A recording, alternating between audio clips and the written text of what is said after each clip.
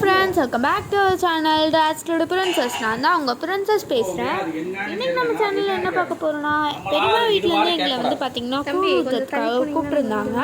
So அங்கே என்னென்ன நடந்துச்சு அப்படின்றது ஃபுல்லாக டீட்டெயிலாக தான் இந்த வீடியோவில் பார்க்க போகிறோம். ஸோ வாங்க இப்போ வீடியோக்குள்ளே போகலாம். ஸோ நாங்கள் லாஸ்ட் வீக் சண்டே தான் வந்து கூழ் ஊற்றுறதுக்கு போயிருந்தோம். பட் ஏன் இவ்வளோ நாள் 4 days கழித்து நாங்கள் வந்து இந்த வீடியோ அப்லோட் பண்ணுறோம் அப்படின்னா, எங்களுக்கு எக்ஸாம் வந்துடுச்சு. எங்களுக்குன்னு இல்லை, எனக்கு மட்டும் வந்துடுச்சு எக்ஸாமு. இது வந்து நான் போன சண்டேவே அன்றைக்கே அப்லோட் பண்ணியிருந்தோம் தான் நினச்சேன். பட் எங்களால் முடியல. எங்களுக்கு வந்து தமிழ் எக்ஸாமா மண்டே, அதனால நிறைய படிக்க வேண்டியது இருந்துச்சு. இங்கிலீஷ் 2 இருந்துச்சு, அதுவும் படிக்க வேண்டியது இருந்துச்சு. அதுவும் எங்கள் ஸ்கூலில் சுத்தமாக பாரபட்சமே பார்க்காம ஒரு நாளைக்கு 2 எக்ஸாம் எழுதுங்க அப்படின்னு சொல்லிவிட்டாங்க. அதனால் வேறு வழியே இல்லாமல் நான் படிச்சுட்டு இருந்தேன். இன்றைக்கி எனக்கு எக்ஸாம் முடிஞ்சுது அப்படின்றதுனால வந்து பார்த்திங்கன்னா நான் இன்றைக்கே அப்லோட் பண்ணிடலாம் அப்படின்ற புரட்சியில் வந்து அப்லோட் பண்ண போகிறேன். இந்த புரட்சிக்காக மறக்காமல் ஒரு சப்ஸ்கிரைபர் தட்டி விட்ருங்க. பார்த்துக்கலாம்.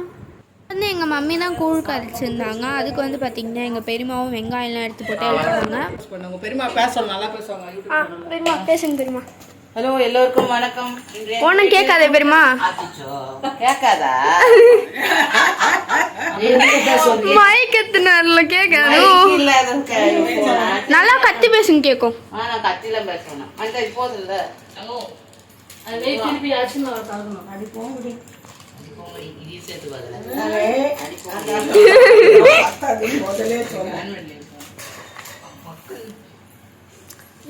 பெரியமா ஏதோ டிஷ் செய்யறாங்கன்னு பார்த்தா யார் கட்டினுறாங்க? அவங்க பிரியாணிலாம் கலரி வச்சிட்டாங்க பொழுதுரா. எல்லா வேலையும் முடிஞ்சாரு. இதெல்லாம் காட்டவே இல்லையே. அங்க பாரு. நம்ம என்ன யூடியூபர், இவங்க தான் யூடியூபர்.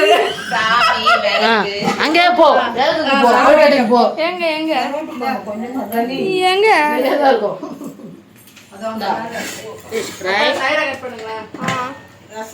கொழுக்கட்டாய், அப்புறம் பச்சடி, முருங்கைக்கீரை, கொழுக்கட்டை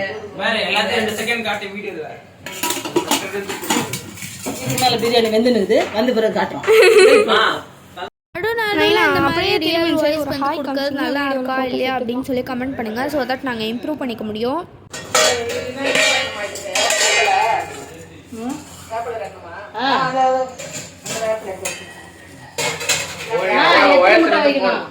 எத்தனை முட்டை வைக்கணும்?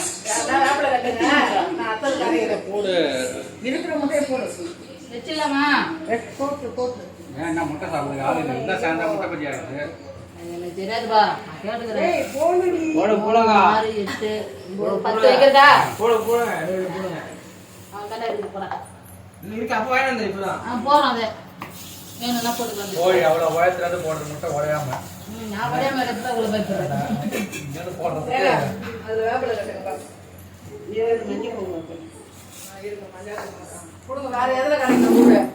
இன்னைக்கு வந்து பார்த்திங்கன்னா எங்கள் மம்மி ஒரு பக்கெட்டில் கூழ் கரைச்சி முடிச்சுட்டு இன்னொரு பக்கெட்டில் கூழ் கரைக்க போனாங்க.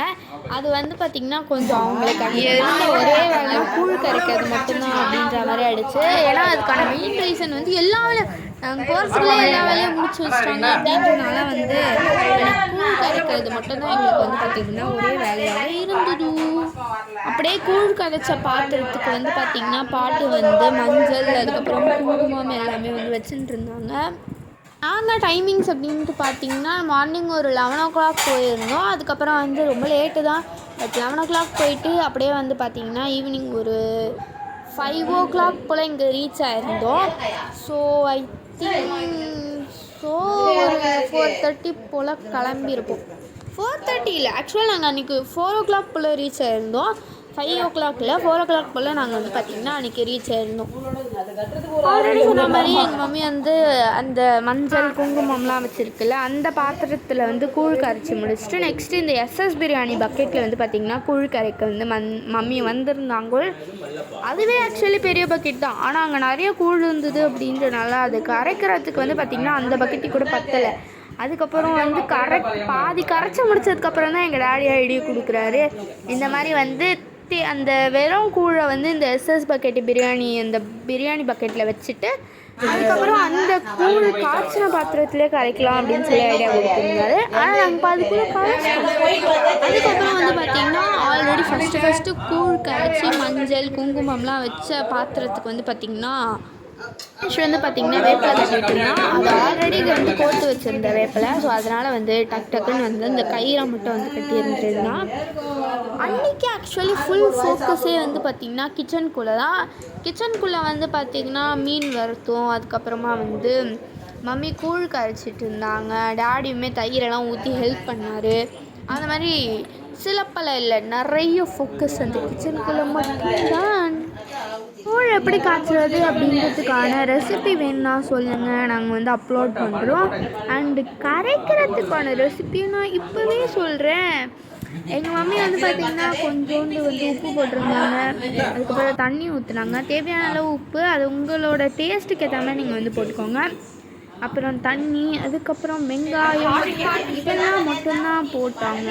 கடைசியாக வந்து பார்த்திங்கன்னா தயிர் போட்டு கூழை வந்து பார்த்திங்கன்னா கரைச்சி முடிச்சுட்டாங்க.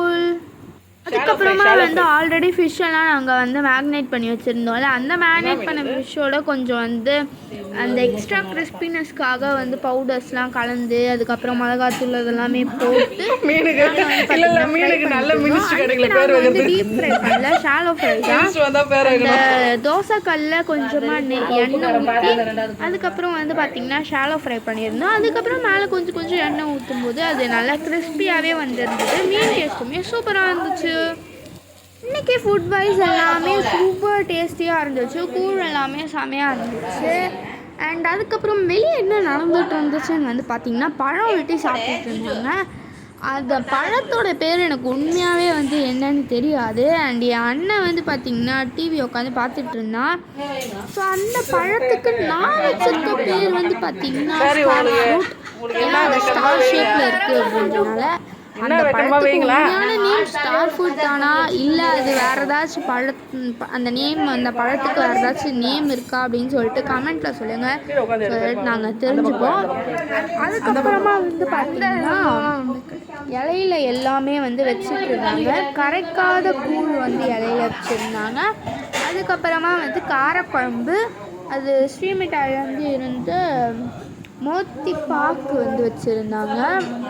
அதுக்கப்புறம் கொழுக்கட்டை, அதுக்கப்புறம் வந்து இந்த கொழுக்கட்டை மாவுலே செய்கிற அகல் விளக்கு, அதில் நெய் ஊற்றி திரி வச்சு அதுக்கப்புறமா வந்து பற்ற வச்சுருந்தாங்க. அது டக்குன்னு அணைஞ்சிட்டு இருந்தது. பட் நாங்கள் திரும்பி பற்ற வச்சுட்டு இருந்தோம். அதுக்கப்புறம் இது எல்லாமே அடுக்கி முடிச்சதுக்கப்புறம் நாங்கள் வந்து பார்த்திங்கன்னா ஒருத்தராக போய் சாமி கும்பிட ஆரம்பித்தோம். இந்த மல்டி டாஸ்கிங் எத்தனை பேருக்கு வரும் அப்படின்னு சொல்லிட்டு வந்து பார்த்திங்கன்னா கமெண்ட் பண்ணுங்கள். என்ன மல்டி டாஸ்கிங்னா சாமி கும்பிட்டுக்கிட்டே பெல் அடிக்கிறது எனக்கு சுத்தமாக வராதது. பெல்லே ஒழுங்கு அடித்தாலுமே வந்து பார்த்திங்கன்னா பெல்லை மட்டும் அடித்தாலுமே நான் ஒழுங்கு அடிக்க மாட்டேன், நிறுத்தி தான் அடிப்பேன். உங்களில் எத்தனை பேருக்கு வந்து பார்த்திங்கன்னா இந்த பெல் அடிச்சுக்கிட்டே சாமி கும்பிட்ற பழக்கம் வந்து இருக்குது, உங்களுக்கு அது வரும் அப்படின்னு சொல்லிட்டு வந்து சொல்லுங்கள். இன்றைக்கி எங்களோட ட்ரெஸ் கோட் வந்து பார்த்திங்கன்னா நான் வந்து பாவாடை சட்டை வந்து போட்டிருந்தேன். Green colour with yellow colour mix ஆன மாதிரி, ஒரு எல்லோ இல்லை அது ஒரு மஸ்டர்ட் கலர் மிக்ஸ் ஆன மாதிரி பாவாடை சட்டை. அண்ட் எங்கள் டேடி இது முன்னாடி பார்க்குறீங்களே அதுதான் ஒரு skin colour shirt with dark blue pant வந்து வேர் பண்ணியிருந்தார். அதுக்கப்புறம் எங்கள் மம்மி வந்து சுடிதார் வேர் பண்ணியிருந்தாங்க. சுடிதார் ஒரு மாதிரி மல்டி கலர் சுடிதார். அது கலர் என்ன சொல்ல முடியல, பட் நீங்கள் கூழ் கரைக்கும் போதே நீங்கள் அந்த கலரை பார்த்துருப்பீங்க. அண்ட் என் அண்ணன் வந்து பார்த்திங்கன்னா அந்த அவனும் ஆல்மோஸ்ட் மம்மிக்கு மேட்ச் ஆகிற மாதிரி மல்டி கலர் தான் வந்து போட்டிருந்தான். இதோ தெரிகிறதா.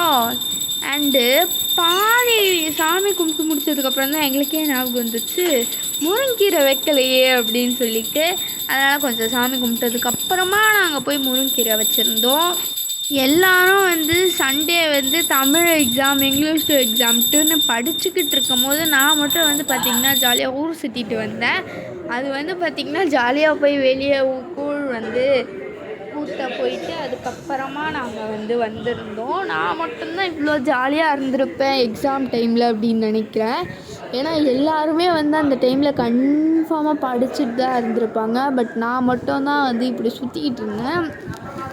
பட் somehow நான் ஆல்ரெடி வந்து பார்த்திங்கன்னா பாதி லெசன் கிட்டே நான் முடிச்சு வச்சுருந்தேன். எங்களுக்கு வந்து பார்த்திங்கன்னா வீக்லி டெஸ்ட் வந்து நடக்கும், ஸ்லிப் டெஸ்ட்டு. அப்படி நடக்கிறனால நாங்கள் வந்து பார்த்திங்கன்னா மோஸ்ட்டாக நிறையவே நான் வந்து படித்து வச்சுருந்தேன். அண்டு நான் சாட்டர்டே ஈவினிங்குமே நான் வந்து நிறைய படிச்சுட்டேன். அதுக்கப்புறம் சண்டே ஈவினிங் வந்து 6 o'clockலேருந்து ஒரு 9 o'clock வரைக்குமே நான் படிச்சுட்டேன். அப்படின்றனால நான் போர்ஷன்ஸ் எல்லாம் கம்ப்ளீட் பண்ணிட்டேன். ஏன்னா நான் வந்து ஜாலியாக ஊர் சுற்றிட்டு இருந்தேன். ஊர் சுற்றாமல் வீட்டில் உட்காந்து படிச்சிருந்தா கூட நான்லாம் வந்து படிச்சிருக்க மாட்டேன். எப்படியும் காலிலேருந்து வெட்டியாக ஃபோன் பார்த்துக்கிட்டு டிவி பார்த்துக்கிட்டு அதுக்கப்புறம் ஈவினிங் தான் படிக்க ஆரம்பிச்சிருப்பேன். எல்லாருமே சாமி கும்பிட்டு வந்து பார்த்திங்கன்னா வெளியே ஆஜராயிட்டோம். நாங்கள் வந்து பார்த்திங்கன்னா சாமியெல்லாம் கும்பிட்டுட்டு வெளியே சோஃபாவில் சேரில் இருந்தால் உட்காந்துட்டு இருந்தோம். எல்லார் கையிலும் பார்த்திங்கனாலே தெரியும் ஒரு ஃபோன் இருக்கும் அப்படின்ட்டு. நானுமே வீடியோ எடுக்கிற வரைக்கும் தான் வீடியோ எடுத்துகிட்டு இருந்தேன். எடுத்து முடித்ததுக்கப்புறமா வந்து பார்த்திங்கன்னா ஃபோன் தான் பார்த்துட்டு இருந்தேன். சாப்பிட்றதுக்கு முன்னாடி வரைக்குமே வந்து பார்த்திங்கன்னா நாங்கள் ஃபோன் தான் பார்த்துட்ருந்தோம். பட் சாப்பிட்டதுக்கப்புறமா வந்து பார்த்திங்கன்னா ஜாலியாக சிரித்து பேசி ஃபோன் வந்து பார்த்திங்கன்னா பார்த்துட்ருந்தோம். அண்ட் எல்லாருமே லைன் பை லைனாக வந்து பார்த்திங்கன்னா ஒரு டிஷ்ஷை எடுத்துகிட்டு வந்து வைக்க ஆரம்பித்தாங்க. ஃபுல் டேவும் வந்து பார்த்திங்கன்னா டிவி எதுக்கு ஓடிச்சுனே தெரில. இப்போ தான் இப்போ பாட்டி ஆஃப் பண்ணாங்க. பட் காலிலேருந்தே வந்து பார்த்திங்கன்னா டிவி ஓடிட்டு இருந்துச்சு. பட் ஊமை படம் தான் பார்த்துட்டு இருந்தோம். அதுதான் ட்ரூ, ஊமை படம் தான் பார்த்துட்டு இருந்தோம். சத்தமே வைக்கலை, அப்படியே அது பாட்டுன்னு போயிட்டு இருந்துச்சு. அப்படி தான் இருந்துச்சு. அப்படியே வந்து பார்த்திங்கன்னா ஒருத்தருக்கா அப்பா வந்து கூழ் ஊற்றி டேஸ்டிங்க்கு வந்து கொடுத்துட்டு இருந்தார். ஏன்னா நான் ஒரு வாய் குடிச்சு பார்க்கும்போது எனக்கு லேசாக உப்பு கரைச்ச மாதிரி இருந்துச்சு. அது என்னன்னே தெரில. ஏன்னாக்கு இப்போ எதை சாப்பிட்டாலுமே வந்து பார்த்திங்கன்னா உப்பு கறிக்கிற மாதிரி தான் இருந்துச்சு. அதுக்கப்புறம் நான் சொன்னது நம்பி வந்து தண்ணியெல்லாம் ஊற்றிட்டு இருந்தாங்க. அதுக்கப்புறம் எங்கள் மம்மி வந்து சாப்பிட்டு பார்த்தாங்க, இல்லை உப்பு இல்லை அப்படின்றாங்க. அதுக்கப்புறம் தண்ணி ஊற்றி அது வந்து கொலை பண்ணிகிட்டு இருந்தா. பட் டேஸ்ட் நல்லா தான் இருந்துச்சு. கூழ் மாதிரி நல்லாவே இருந்துச்சு.